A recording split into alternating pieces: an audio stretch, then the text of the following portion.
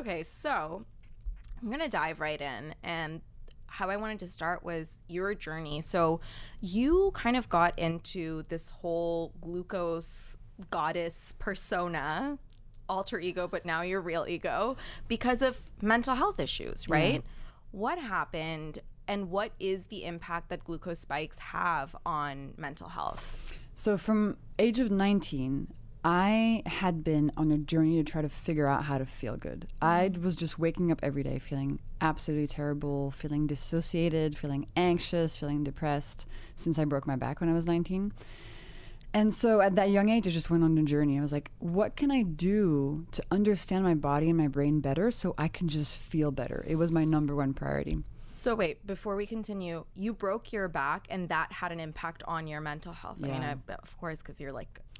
Not of course. I think it depends on what happens for you. But personally, so I broke my back jumping off a waterfall. Mm-hmm. One of my vertebrae exploded. Then I had really intense surgery. I have lots of metal in my spine. And I was super scared before the surgery, waiting in the hospital. After the surgery, I was in a lot of pain. And then, once my body felt like it was healed, my mental health started going completely down the toilet. Like, it was just super, super bad. I felt completely disconnected from my body. I could not look in the mirror without having a panic attack. Like, I was broken, like deeply not okay. But I didn't know what was happening. It was just, my brain was just fucked. So it became very clear to me that if you don't have your health, you just don't have anything. Totally. I couldn't think about like my relationships or my studies or my career or, what I wanted to do with my life, because in the morning I was just waking up feeling completely fucking broken. So it really puts things in perspective, when you're that young and something like that happens to you, you're like, oh, wait a minute. Like, this is actually my biggest wealth is my health. And I have to make sure that stays good, and I have to make sure that I'm taking care of myself so I feel okay. It's like the baseline, Maslow pyramid, like baseline, your brain works. Yeah. Completely. So I just tried to figure out what to do. So I went to grad school for biochemistry because I thought I'm going to learn a bit about how the body works. That'll give me some info. Didn't really give me a lot of info. It was interesting, but it didn't help me figure out what to do to feel better. Yeah. And so then I decided that I was going to go to Silicon Valley to work at the forefront of health tech. Because again, I thought, I'm definitely going to learn something there. So I got a job at 23andMe, the genetics company. Yep. And it was great, learned a lot, but still had no clue how to feel better. Because your genetics actually don't predict anything in terms of how you're going to wake up feeling in the morning. Your DNA does not tell you anything about what you need to do to wake up feeling good.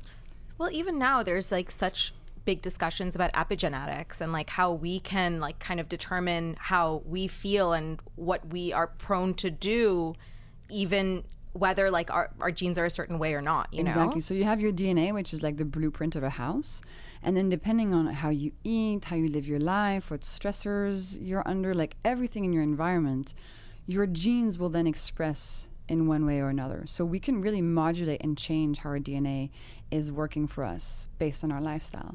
So that's one piece I learned. I was like, okay, so my blueprint actually doesn't tell me anything.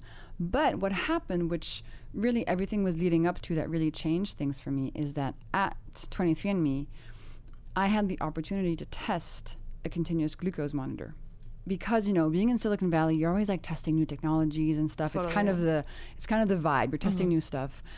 I didn't think anything would come from it, but it completely changed my life, truly, because I was finally able to see the inside of my body. I would see on my iPhone screen like the spikes and the dips and the glucose levels, and I could finally understand how what I was doing on the outside, how I was eating, how I was living, was impacting the inside of my body. Right. So for me, it was like, oh, the communication channel is now open again. Instead of my body being this complete black box, I finally kind of felt like I could have a conversation. And then what really cemented the whole thing for me is that I noticed that when I was having big glucose spikes, my mental health was worse. I could very clearly see, almost to the point where I could trigger mental health episodes of like dissociation with big glucose spikes. So for me, and that was, almost 10 years after my accident, for me, I had finally found a clue. It was, oh, how I'm eating, how I'm living is impacting how my brain is feeling. And glucose seems to be really central to that interplay.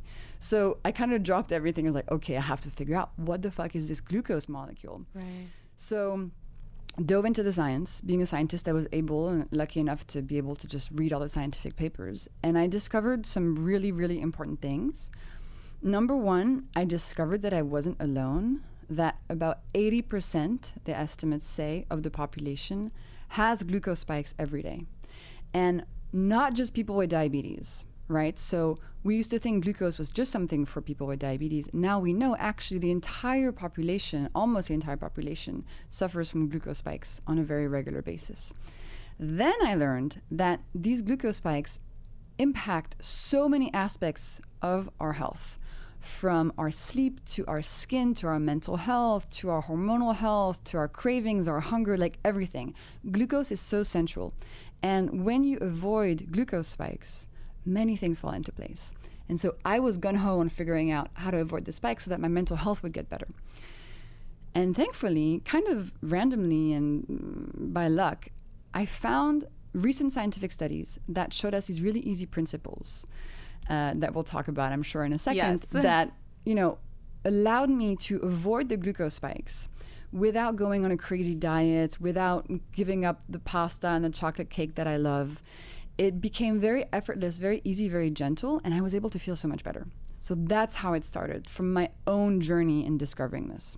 I mean, we're going to get all into your tips and stuff, but I feel like a lot of really good discoveries are made due to like personal issues, I mean, it was... What is that, though? Because we're just driven, right? Because we're suffering. Absolutely. And like, it was the same for Array as well. Like, the seeds of that were planted because of my own health journey. And I really felt like shit, And like, at 22, I was so lackluster. All my friends were so vibrant and full of life. And there I was, like, on this hamster wheel of getting sick, getting better, antibiotics and the whole thing. And that's how I stumbled upon holistic medicine. So I feel like sometimes we really are our own like best guinea pigs. And like, I think that anyone who's like sitting on that, in that place where it's like so dark. It's so dark, girl. Yeah, it's so hard. Horrible. And now looking back, you and I can say, oh, that really helped. But actually, when you're in it, the suffering is so intense.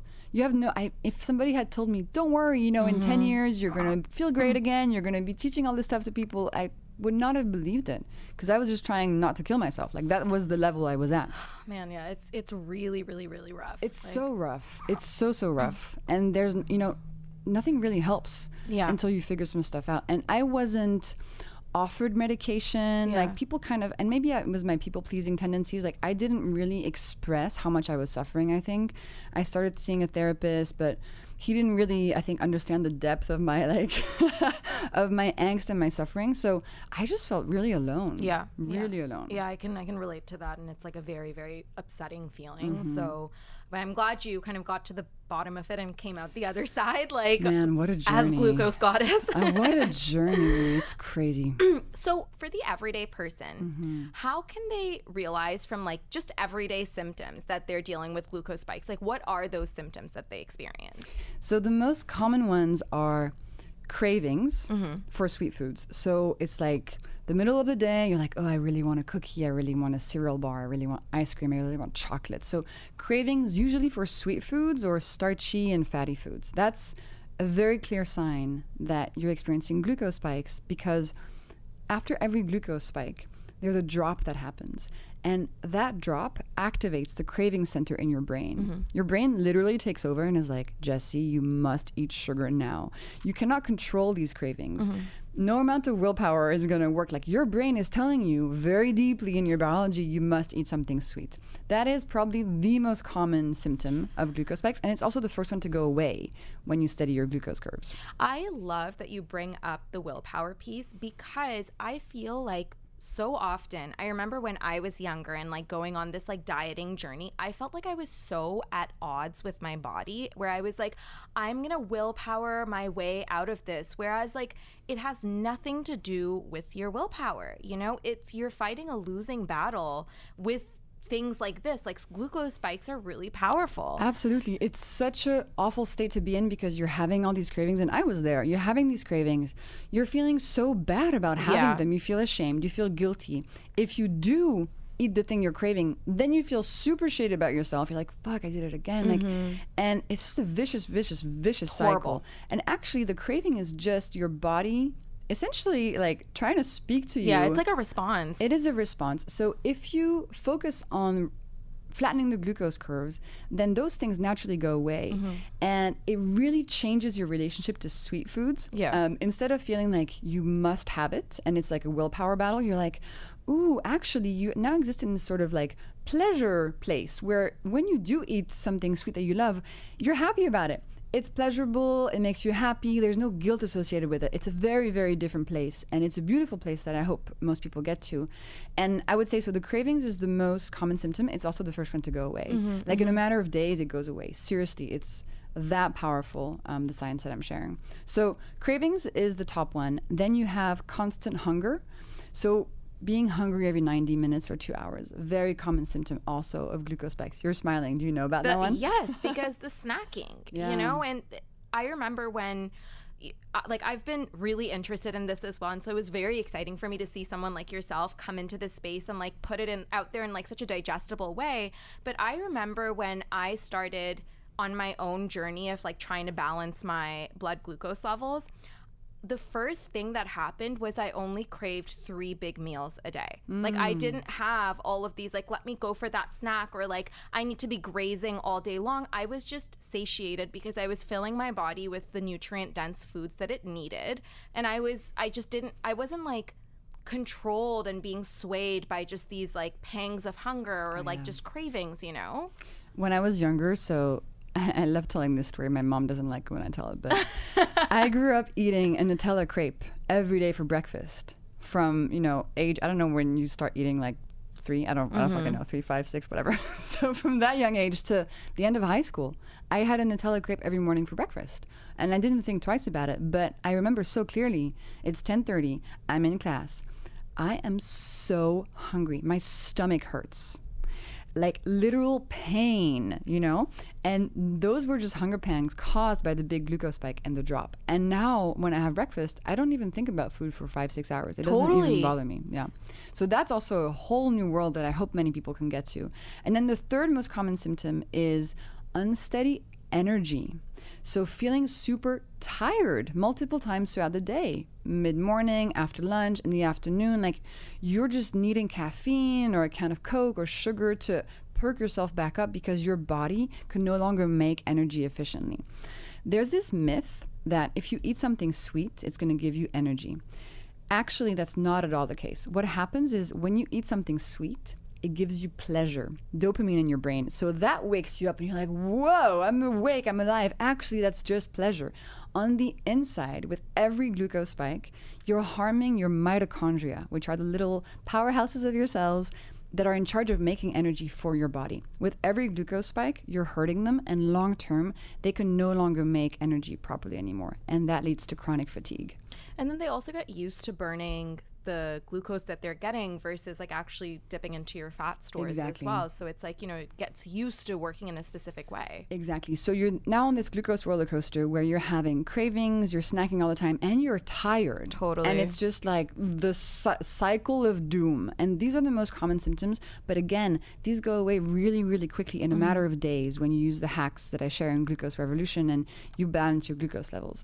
And then, so those are the common ones, but depending on you and your body, symptoms of glucose spikes can range from acne, premature aging, wrinkles, to poor sleep, to hormonal issues, polycystic ovarian syndrome being so common, any inflammation-based problem, so maybe you have eczema, psoriasis, acne, etc. And then long-term, of course, the more glucose spikes you have, the more likely you're going to develop type 2 diabetes. Yeah.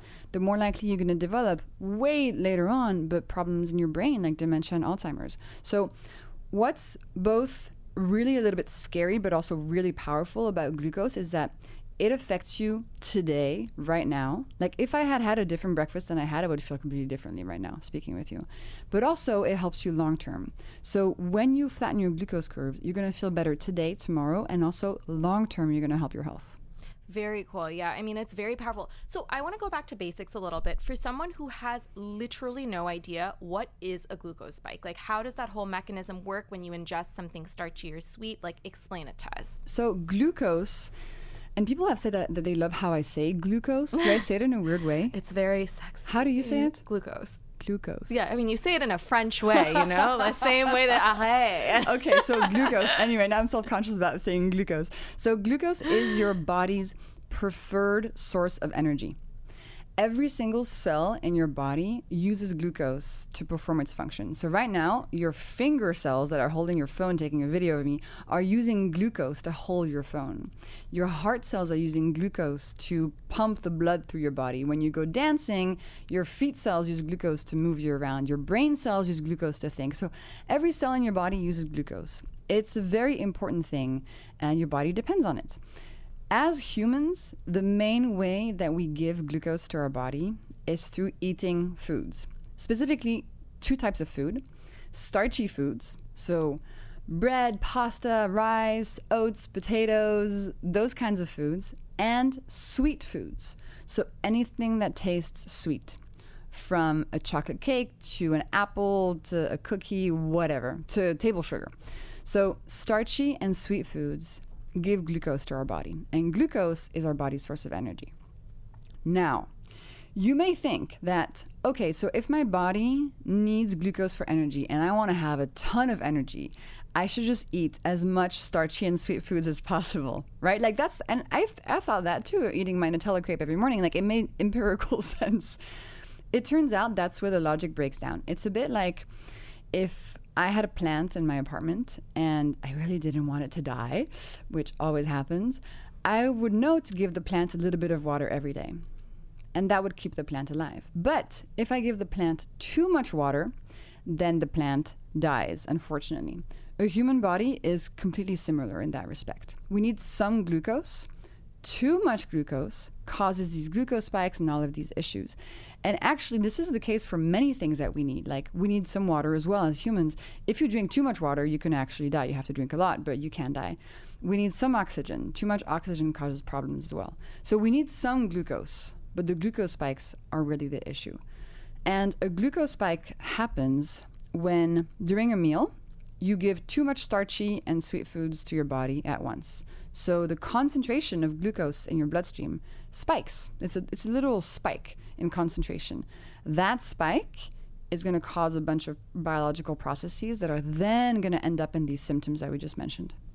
So I want to talk about the source of glucose.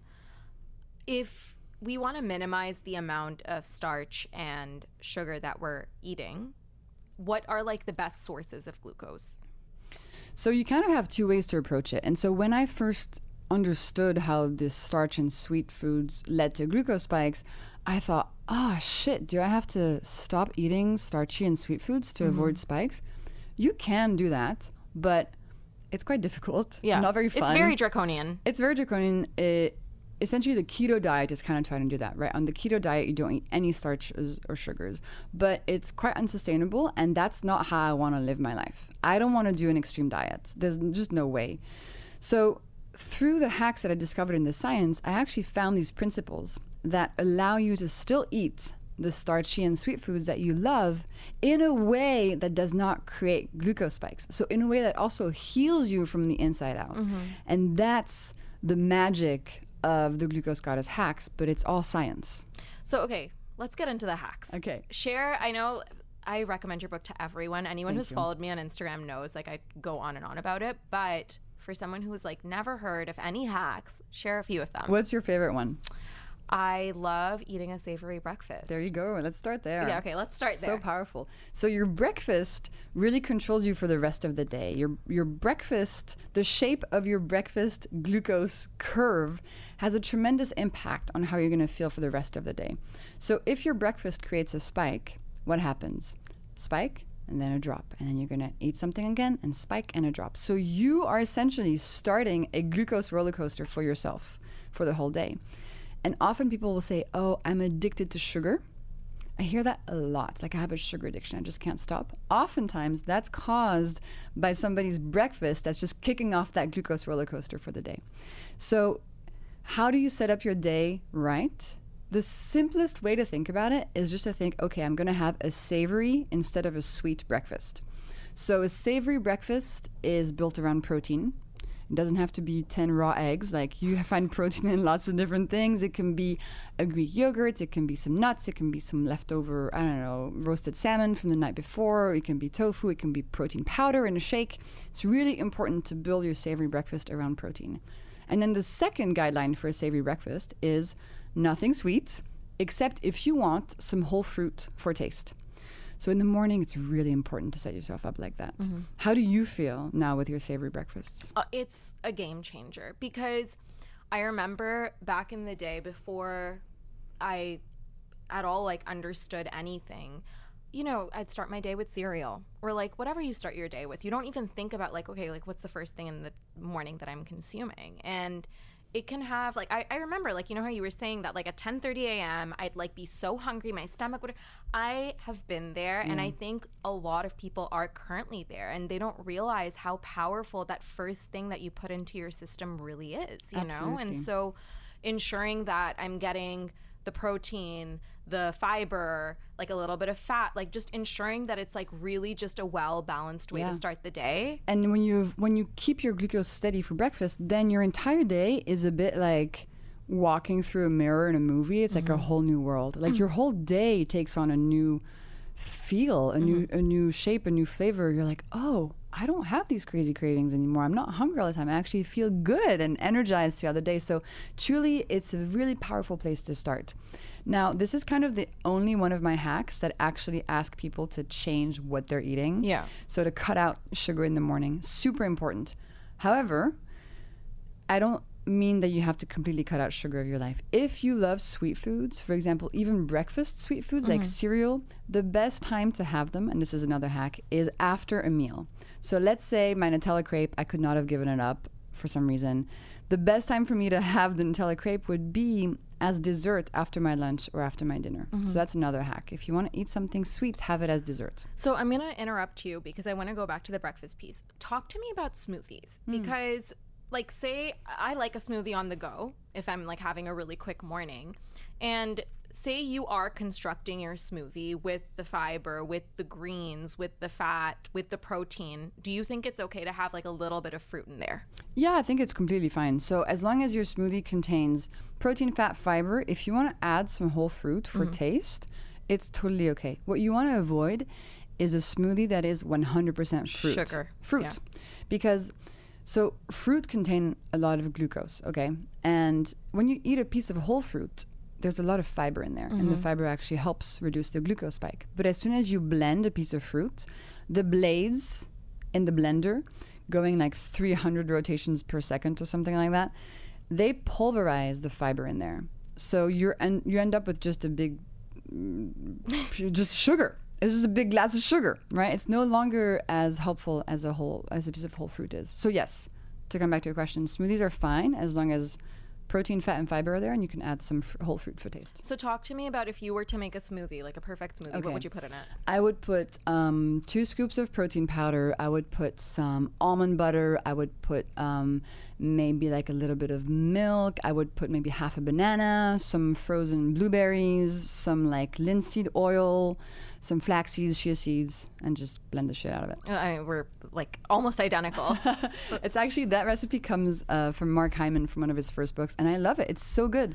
It's so easy. And I like when you're on the go, it is really helpful, For sure. you know, but it's just, I think that smoothies are one of those things where it's like, same with juices, by the way, people don't realize how to make it work for you, you know? And like, even for example, a juice, okay, it's great that you're having a green juice, even though it's better to have it whole, but like, there's so many fruits in there, and then there's no fiber to like help you kind of metabolize it properly. So it's like, whoop.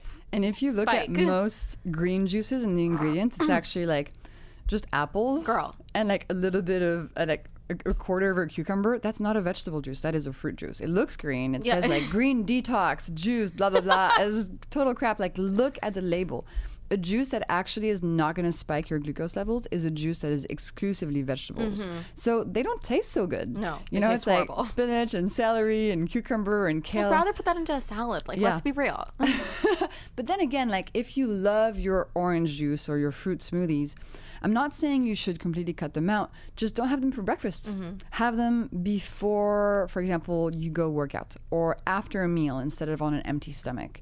You know, like, there's lots of little things you can do to still enjoy them with less of an impact on your health. So I want people to learn how to maximize pleasure and also minimize their suffering. Yeah. Because a lot of the stuff that gives us brain pleasure is actually causing all these fucking shitty symptoms that we don't want to have. So you have to balance it. Okay, so back on this breakfast train. Wow, you're really obsessed with breakfast. Yeah, like, I don't know why I have so many questions about it, because I feel like, you know, it's like the building block, you know, Jessie. And hey, like, listen, I'm very passionate. I'm all for it. Like, breakfast is the most important thing, but I'm really glad we're talking about it. So tell me. So a lot of people start their day with an oat milk latte.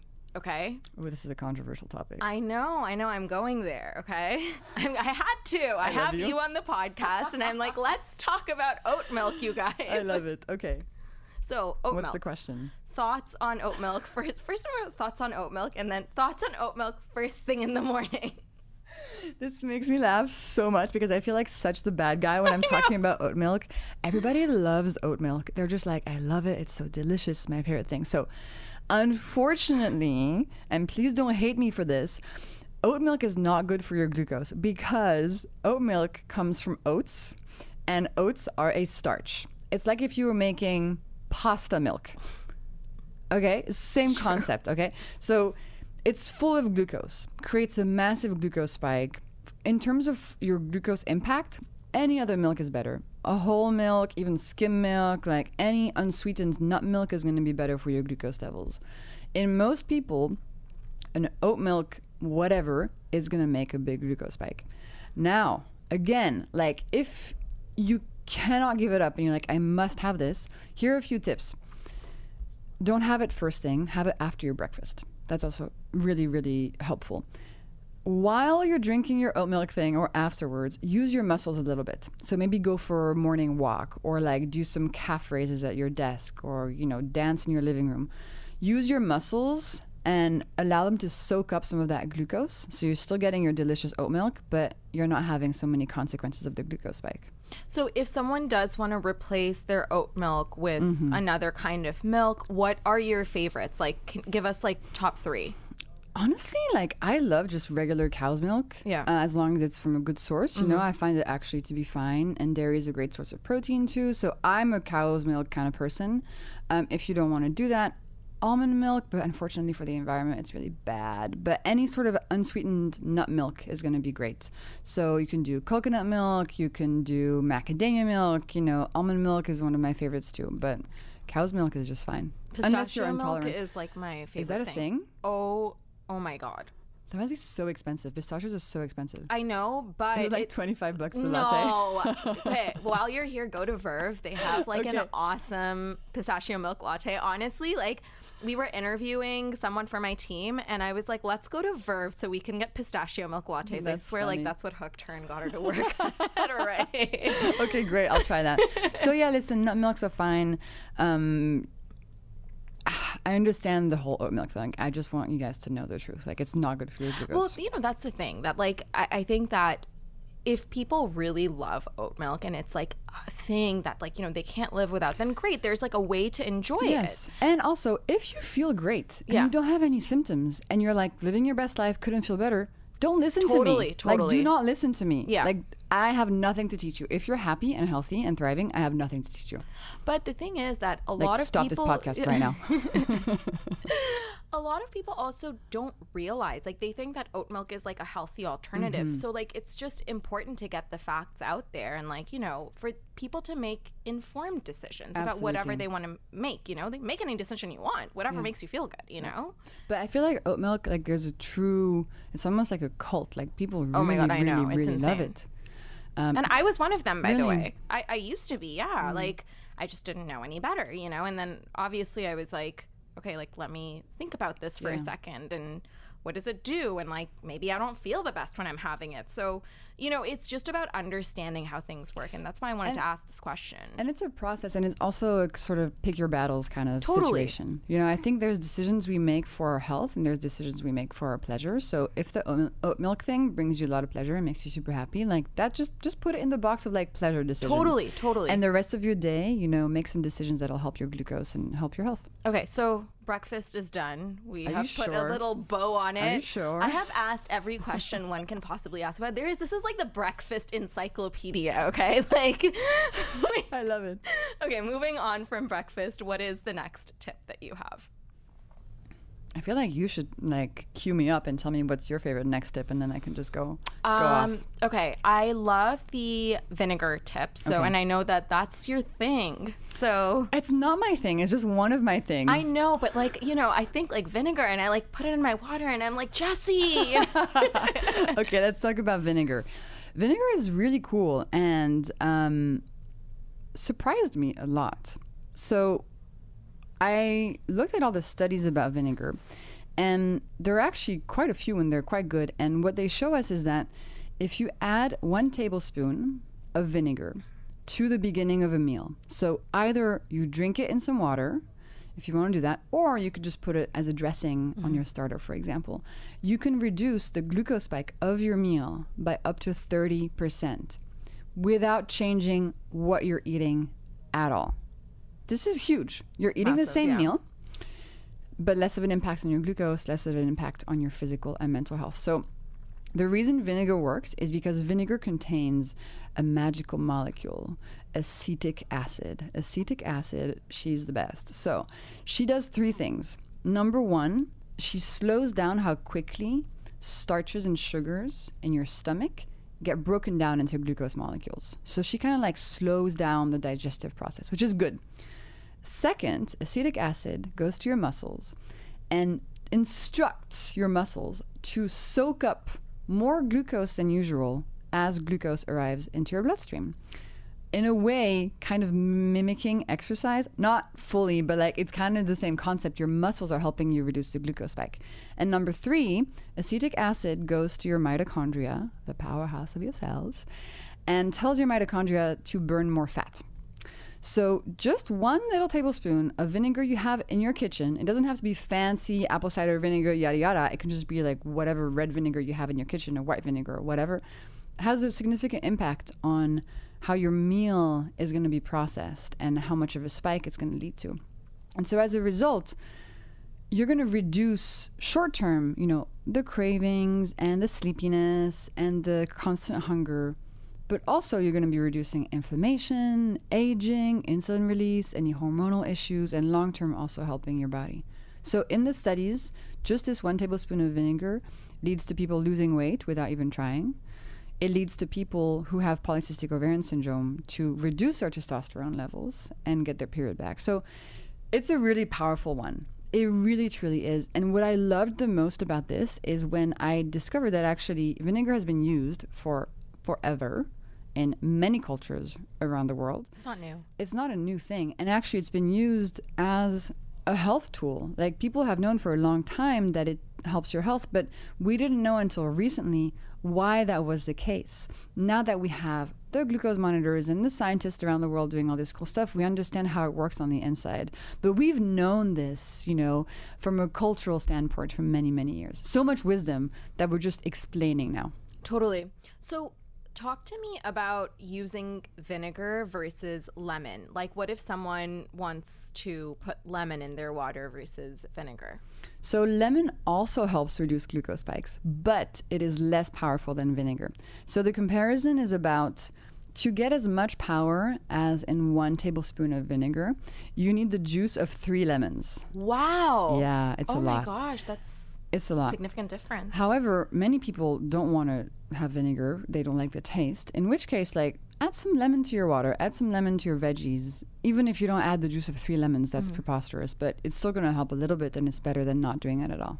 Yeah. I like that you kind of give people options. Totally. And if you don't want to do any of this, don't do any of this. Yeah, but there are other tips if you don't want to take this one. Oh, yeah. And vinegar is a very divisive one. People love it or they hate it.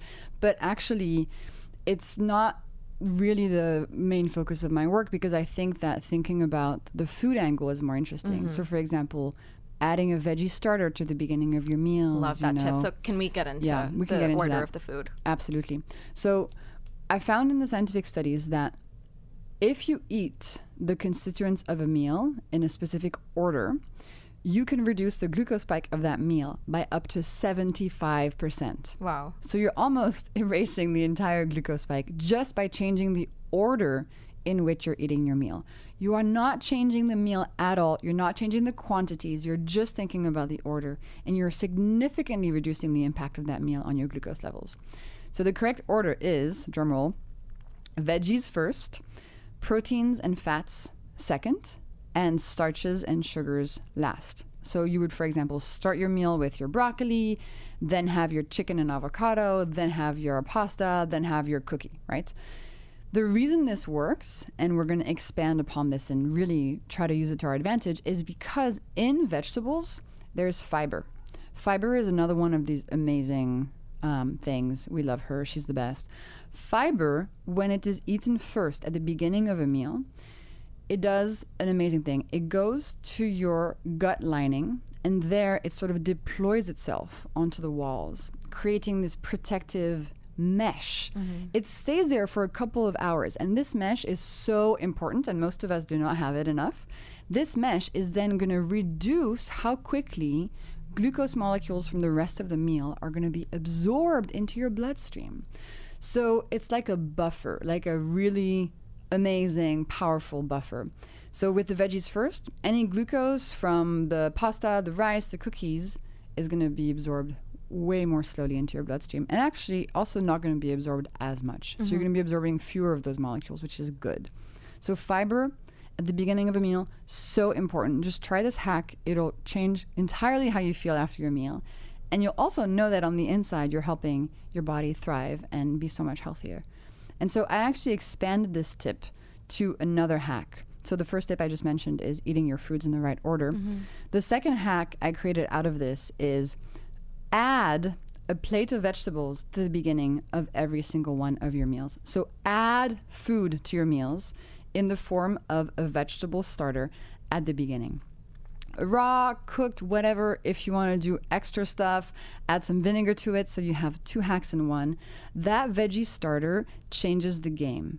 Doesn't ask you to change what you're eating afterwards. Just a veggie starter is like...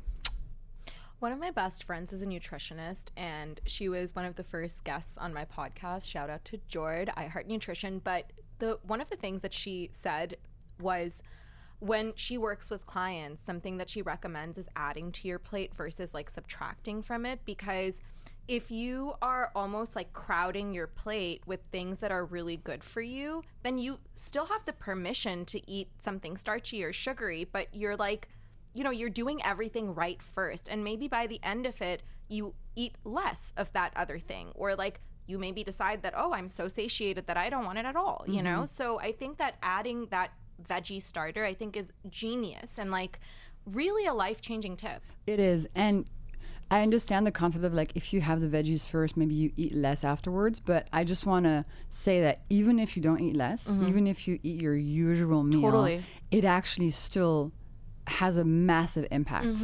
And I think that's why it's so helpful. These hacks are so helpful because they don't ask you actually to, as your friend says, to remove anything, to restrict anything. They're just additive. Exactly. It's like you're adding to your body like these really powerful, gentle giants that are just going to protect you and heal you and help you in the places where you need it. And the rest of the time, you can do whatever the fuck you want. Which is, I mean... And this is the thing, right? Like, I think we make things really complicated for ourselves, and it's a very frustrating place to be where you don't know where to start or what to do, and you feel like you have to do this whole overhaul, and it's like overwhelming. It is. And so that's why I think people, you know, January 1st, I'm going to change my whole life. But like, because it's so drastic, you're not working with your body. Yeah. And I've been there, you know, I I went vegan when I was a teenager, then I went keto. I did all this stuff, always with terrible, terrible outcomes. But I've been there and I know what it's like to feel like I need to change everything because I feel so awful. But truly, as we all know, that's just not sustainable. It doesn't work. It causes stress. And so the reason I love these hacks so much and I want everybody to know about them is that they become tools that you have in your back pocket on a daily basis. Yeah. You don't have to do them all the time. Just do them when it's easy. You know, I want people to know about the savory breakfast and the veggies first and the vinegar and the clothing on carbs and more, just like they know that they should be drinking enough water every day. It's like something you try to do. Sometimes you forget. It's fine. No problem. You know, sometimes it's 8 p.m. and you discovered, oh, all I had was coffee today. That's fine. It's about making these hacks your best friends. It's not a restrictive thing. They're just tools to guide you your whole life. Yeah, it's really smart. Okay, so before we move on, I want to ask you about the clothes on carbs because you just mentioned it. Expand a little bit on that. Okay, so here's another hack, and I have 10 of these in Glucose Revolution, but carbs being starches or sugars, like I mentioned, so starches, bread, pasta, rice, potatoes, etc., and sugars, anything sweet. If you eat them on their own, between meals on an empty stomach, that's what I call, or during a meal, that's what I call eating carbs naked. So you're just eating starches or you're just eating sugars with nothing else. If you do that, your carbs are naked. And naked carbs cause a big glucose spike because all the glucose in those carbs just goes straight from your mouth to your intestine to your bloodstream, uninterrupted, paf, big glucose spike and consequences. So here's the hack. Always remember this. Put clothing on your carbs. This is going to reduce the glucose spike they create. Clothing is protein, fat, or fiber. So let me give you an example. Instead of 4 p.m. having a chocolate cake on its own, have the chocolate cake with a Greek yogurt. Instead of having a pasta dinner, which is just pasta, have some pasta, but put some spinach in there. Put some soft-boiled eggs in there. Put some cheese in there. You're adding clothes to the pasta. Same thing in the morning. Avoid just a piece of bread. Have some bread, but with some clothing on it. So it can be like some cream cheese or maybe some nut butter. You know, add some protein, fat, or fiber to that. So you're still eating the carbs, but you're dressing them in a way that reduces the glucose spike. Super powerful, especially when you're on the go and you're like at the airport, at a business meeting. You know, life happens, but just remember that when life is happening. So say someone is going out for dinner. They're really deciding that, oh, I really want burger and fries. How would you structure that meal? Just start with a veggie starter. So ask for like a side salad as a starter or any kind of vegetables they have on the menu. So maybe they have like green beans, maybe they have like a tomato salad, and have that as a starter. Throw some vinegar on there. And then have the burger and the fries. Amazing. Love that. And then after the meal, maybe go for a walk with your friends, you know, from the restaurant to the bar or something. Or maybe go dancing. Or maybe when you get home, like, I don't know, fold your laundry or empty your dishwasher. Use your muscles. You're starting with the veggies and the vinegar, and then on the other end of the meal, you're using your muscles for 10 minutes. That creates a much smaller glucose spike. Love it. So I want to talk about supplements, specifically berberine. Yeah. I know that there's some pretty interesting studies done on the impact that berberine has and almost being comparable to like metformin. What are your thoughts there? You know, there are many supplements that exist for glucose regulation. So berberine is one. Cinnamon also seems to work long term. There's all kinds of stuff on the market. I think that if you want to take them, go for it. But you can't supplement yourself out of creating glucose spikes with your food. So they can help a little bit, but if you're not using the hacks on your actual food choices, they're not going to be that helpful. It's really a food first kind of approach. And same goes for vinegar, by the way. You can't vinegar yourself out of glucose spikes constantly. You have to change also the food that you're eating. So supplements, like, go for it if you dig them.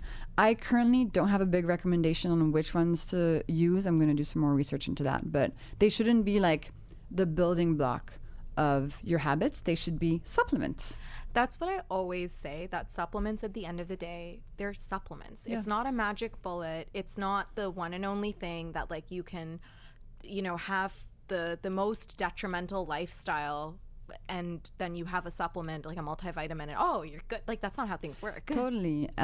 However, we're bombarded with so much marketing that this is going to fix everything, and we just have to be a bit, I guess, honest. Like, do you really think that a supplement can erase everything else you're doing? No, like it's going to help you. It's going to be your friend in your journey, but you can't base the entire thing on that. I take supplements, by the way. I take omega-3s, I take vitamin K, I take probiotics. Like, I really think they're helpful, but I also do a lot of other stuff with my food habits that help augment and increase my health with the help of supplements as well. Yeah, I mean, I'm the founder of a supplement company, and even I don't think that it's like the one and only. Like, I think you have to work on what you're eating, how you're living your life in order to like really have it supplement everything else. And so let's take for example probiotics, right? So there are a lot of great supplements out there that help recolonize your gut with these helpful bacteria. The thing is, like, those microbes, if you're not feeding them things like fiber from vegetables, they die. Like, you can put them there, but then you have to feed them. It's an interplay between how you're supplementing and how you're eating, and they go hand in hand. Yeah, absolutely. Couldn't agree more. So I want to touch a little bit on weight loss because, there are people, I mean, who still think that calories, that's like the only thing that matters. But of course, like glucose spikes play a whole role when it comes to someone's weight loss journey and the ease in which they can shed weight if that's kind of the path they're on. So can you talk a little bit about the impact that glucose spikes have on weight loss and how someone can kind of augment their journey by controlling that? Completely. So let's talk about calories for a second because it's such an interesting topic. So calories are helpful in the sense that they help you like measure how much you're eating. Like if you compare 2,000 calories of, I don't know, popsicles with 5,000 calories of popsicles, the 5,000 calorie option is obviously going to have more impact on your body. They're a really great way to measure quantity, and they're something that can be useful. However, if you choose a food based on simply the number of calories that is in the food, it's the same as if you were walking to a bookstore and saying, I would like, please, a 200-page book. And the people are going to look at you like, what the fuck are you talking about? It's the same thing. It just tells you about the quantity, the length of the book. It tells you nothing about what the book is about, right? So same thing for food. 200 calories of a fruit juice versus 200 calories of a Greek yogurt, vastly different impact on your body. The fruit juice is going to create a big glucose spike. So it's going to lead to inflammation and aging and insulin release. It's going to create a cravings roller coaster. The Greek yogurt, having only mostly protein and fat in it, is not going to do that.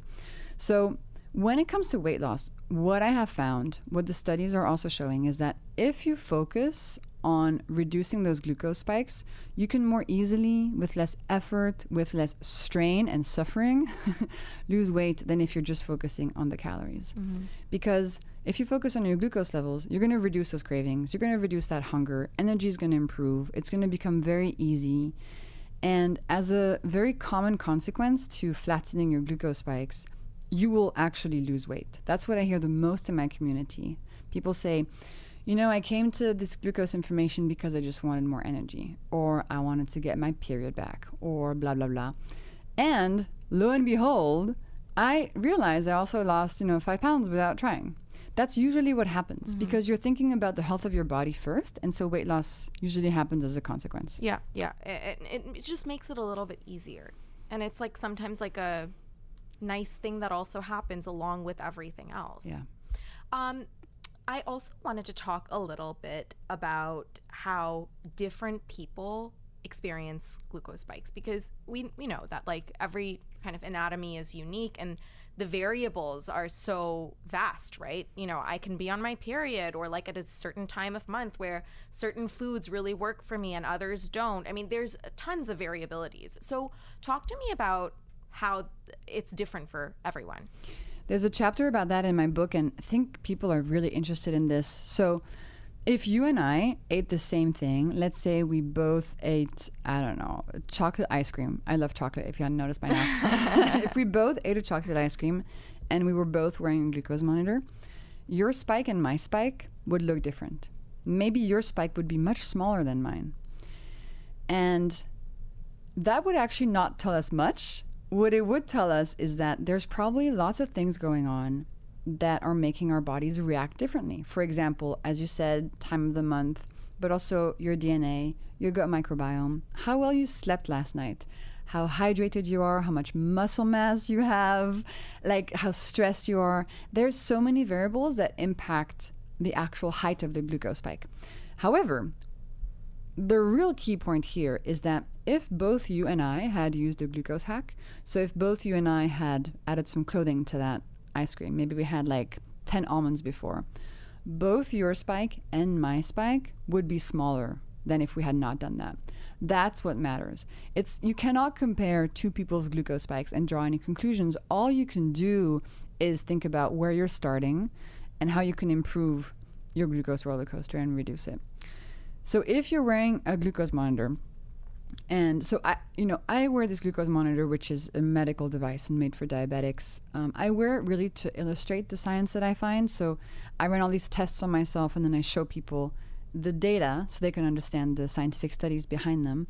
Wearing a glucose monitor right now, I would not really recommend it because I feel like they're still very angled towards biohackers, and the data is quite complicated to understand. I don't think they're ready for prime time quite yet. I think they can cause a lot of stress in people who just don't have enough context. It's hard to understand. So if you recognize yourself in any of these symptoms, from cravings to chronic fatigue to hormonal issues to poor sleep to mental health to diabetes to difficult weight loss, the best place to start is with the glucose hacks that I share. And then if down the line you want to sort of wear a glucose monitor to go deeper if you want, that's fine. But start with the hacks. That's what I would recommend right now. What about alcohol? What part does alcohol play in all of this? If someone is going out for drinks, what can they do? So alcohol is not good for the body, right? We know that. The best amount of alcohol to drink for your health is 0, but it's a pleasure decision, right? You're doing it for pleasure because it's fun and you're enjoying socializing with your friends. So in terms of which alcohols are better for your glucose levels, the best ones are going to be wine, any color, any dryness, bubbly, not bubbly. That's a really good option. And also any sort of hard alcohols like vodka, gin, tequila, etc., mezcal, with a mixer if you want that is not sugary. So, mix your vodka with soda water instead of with orange juice. So that's the guideline. Of course, cocktails are going to be sweet and worse for your glucose levels. Beer also seems to be worse for your glucose levels. But when it comes to alcohol, girl, I would say just pick the one you like. You're not there to make a health decision, this is one of those cases where just pick whatever you want. I think it's better for your just overall pleasure. And then do you recommend that someone eat something ahead of drinking? Or does it not have an impact at all? That's a good question. From a glucose standpoint, it may be helpful actually because what alcohol does is it overwhelms your liver. And your liver is actually the place in your body that is like the central control tower of your glucose levels. And so when your liver is dealing with alcohol, it can no longer regulate glucose very well. And so you see that actually if you're wearing a glucose monitor, your glucose levels may be going down when you're drinking alcohol, which is not necessarily a good thing in this case. So if you eat a little bit before, you can help counteract that. But to be fair, I need to do more research into that particular question. I'll get back to you. Very interesting. Okay, take me through what you eat in a day. Okay. I'm always so hesitant to do this because I'm like, I'm not like a wellness influencer making what I eat in a day videos, but I think I should start. I think people just want it. It's a good example. Exactly. I think it's not about being really dogmatic that Jessie ate this, I have to eat the same thing, but it's more so a guideline. Yeah. So I will preface this by saying sometimes it's Sunday morning and I wake up and I just want ice cream for breakfast and I have it. So keep in mind. Okay, so a good glucose day where I'm applying the hacks. So in the morning, always savory breakfast. My favorite thing is eggs. So scrambled or omelet with a bunch of feta. That sounds so good. Yeah, this morning I had 3 scrambled eggs and a proper large just chunk of feta I throw in there and it melts and you're just eating feta soup with some cherry tomatoes, some hot sauce. Love it. I also had coffee this morning, half calf flat white with regular cow milk. I do half calf just because I'm sensitive. It has nothing to do with glucose. And then for lunch in a regular day, I would have a big salad for lunch, probably. I like putting vinegar in my lunch. Maybe like a big salmon salad with a bunch of greens, maybe some French fries afterwards, something like that. Then afternoon, I think I can go different ways. Like either I want something sweet, in which case I'm going to put some cloves on that, have some vinegar, go for a walk afterwards. Or if I'm just hungry, I'll have a savory snack. So anything that's not sweet. And then dinner I usually have bigger meals, just personally I like it. So I'll do sort of a 3-course situation. I'll do a veggie starter, then a main with, some protein, some fats, some carbs, and I love dessert after dinner. Like I always have dessert at dinner. So anything chocolatey, pretty much. Love it. Okay. So before we wrap, I want to do a quick rapid fire. Okay. Okay, question number 1. What is a habit that is a non-negotiable for you? Savory breakfast. Love it. What is your go-to? Oh, I asked you go to savory breakfast. Okay. Second go to savory breakfast outside of the egg thing. Leftovers. Good hack. I don't know where we came to realize that like we have to eat something completely different for breakfast. I do dinner leftovers all the time for breakfast. It's so good. Yeah. I think it's a money thing. I think it's food industry marketing stuff. Yeah, seriously. Because you know what? Leftover salmon from the night before tastes pretty with good some to roasted me. cauliflower. So good. Okay, last question. What is one simple thing everyone can start doing for their overall health? Eat your food in the right order. Love it. Tell everyone where they can find you. So my book is called Glucose Revolution, and in there you find everything that we just talked about, much more. Lots of stories of people. I go into the science for every single condition that we talked about, and it's really your best place to start in your journey to balancing your glucose levels. And then Instagram @glucosegoddess. That's the HQ for all the latest. And I have to call it out. This is like your content is one of the best that I have ever consumed. Your book is incredible and your Instagram is amazing. So you guys, like, please follow her. Like, she's an incredible resource. Thank you for being here. Thank you so much for having me. That was